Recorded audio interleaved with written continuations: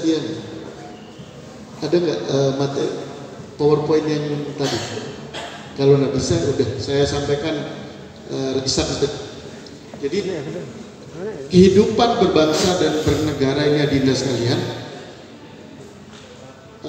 ini juga disampaikan kepada adik-adik yang masih pelajar ya.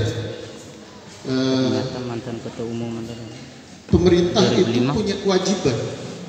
Kewajiban ini adalah amanat dari pendirian negara kita, di mana salah satu tugas dan kewajiban pemerintah adalah mencerdaskan kehidupan bangsa, di mana salah satu misinya adalah melakukan pemerataan kesempatan pendidikan. Nanti akan kita lihat apakah memang kesamarataan yang menjadi tugas dan kewajiban dari pemerintah ini di bidang pemerataan pendidikan ini sudah tercapai. Kita nanti akan diskusikan itu. Dan ini semua untuk menjawab tantangan, tidak hanya tantangan nasional, tantangan amanat Undang-Undang Dasar tadi, amanat kemerdekaan, utang bangsa kita, tetapi juga adalah sebagai sarana bagi kita untuk mampu berdaya saing secara global. Ada banyak pertanyaan yang bisa diajukan, apakah kita memang ini sudah mampu bersaing secara global? Apakah kita memang sebagai sebuah bangsa sudah mampu berdiri sama tinggi, duduk sama rendah dengan bangsa-bangsa lain? Salah satu yang kemudian dicanangkan oleh pemerintah adalah visi pendidikan Indonesia Emas tahun 2035, di mana visi pendidikan Indonesia tahun 2035 adalah pembangunan Indonesia untuk menjadi pembelajar seumur hidup yang unggul. Kata-kata unggul ini harus kita pegang teguh. Apakah kata-kata unggul menjadi pembelajar seumur hidup yang unggul ini adalah utopia atau memang akan mampu kita laksanakan? Salah satu beban itu ada pada diri kita, tidak ada kami sebagai pendidik, tetapi juga justru itu tersemat kepada dinda doh sekalian. Saya mungkin izinkan untuk gaya bocos lahapan lakar moda tersampaikan. Nggak bisa nyambung. Tahor ya. Nah kalau sakini juga nanti saja kalau sudah masuk ke wilayah-wilayah yang perlu disampaikan dengan nada yang berapi-api, cukuplah slow dulu. Ada juga langkah keberpihakan pemerintah sejak era reformasi, kemudian pemerintah setelah amandemen Undang-Undang Dasar di pada pasal 31 dan seterusnya itu mengamanatkan alokasi dana 20% dari APBDN termasuk dari APBD untuk dijadikan sebagai salah satu amanat dunia pendidikan. Jadi APBN maupun APBD 20% terus masuk ke ranah dunia pendidikan. Tahun 2021 melacak bahwa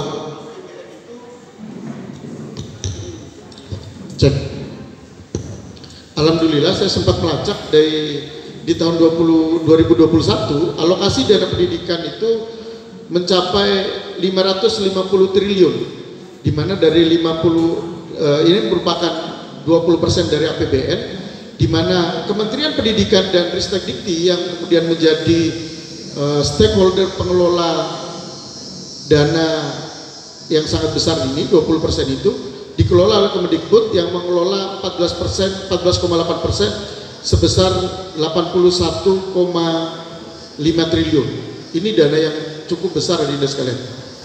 Meneesi tahu kayak piti pera, piti warung puluh 1 triliun deh meluar tuh weli kem lupa susun ketubuh meluar segura deh. Ti perlu weli pesawat ulang alik lo ke segura. Kemudian alhamdulillahnya saya juga mengamati dengan baik pendidikan di kota.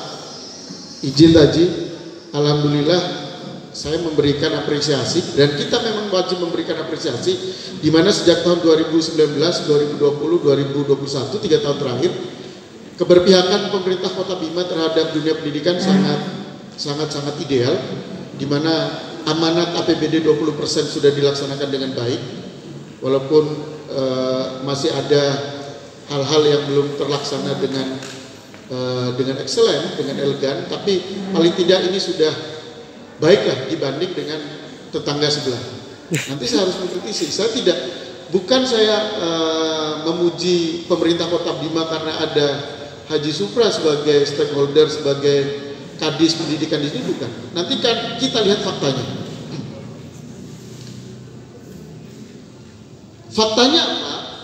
Fakta sebagai salah satu alat ukur, tolok ukur bagi kita untuk menilai bagaimana keberpihakan pemerintah kota atau kabupaten, termasuk nanti kita akan lihat posisi Nusa Tenggara Barat.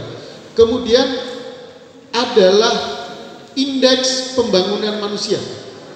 Jadi Adinda Doho, kalau mau Adinda Doho ini melihat apakah kinerja sebuah pemerintahan, baik itu pemerintah kota, kabupaten maupun provinsi, jangan hanya di tingkat dari, ya mohon maaf, bangga-banggaan karena mereka sudah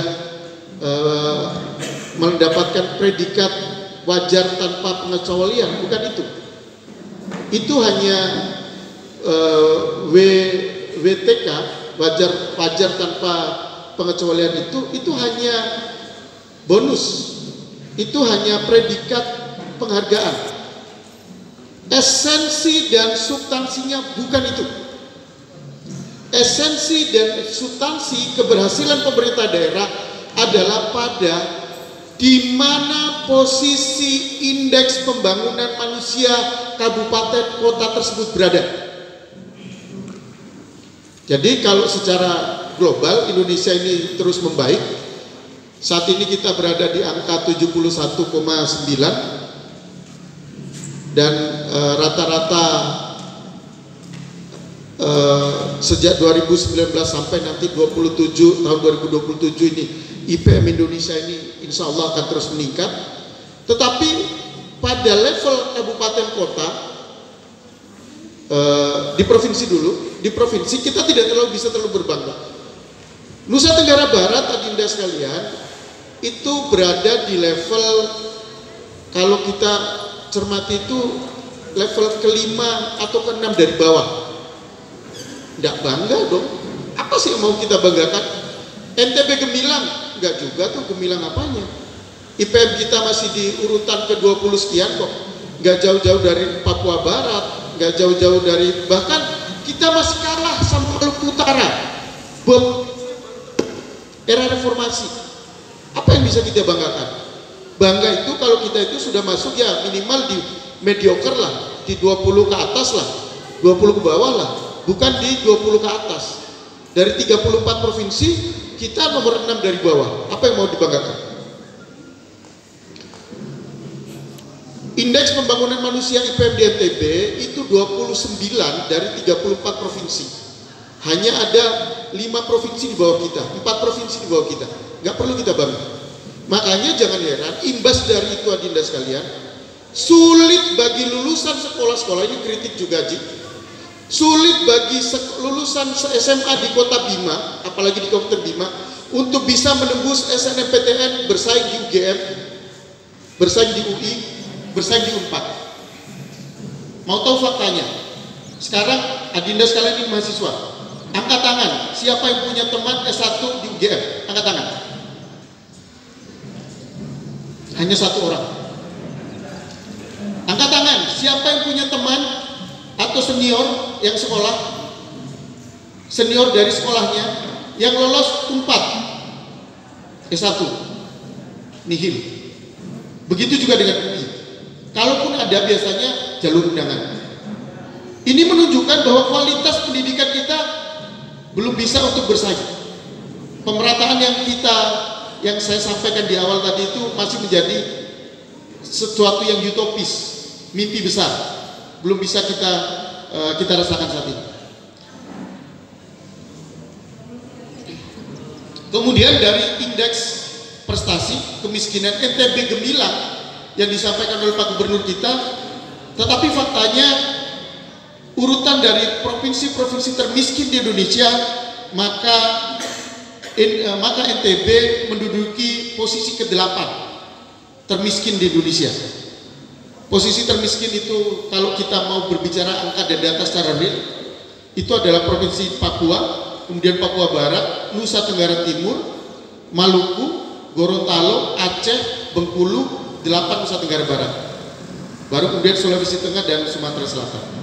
Ini menunjukkan bahwa dunia pendidikan yang seharusnya menjadi penyumbang terbesar terhadap indeks prestasi pembangunan manusianya belum bisa kita harapkan terlalu jauh.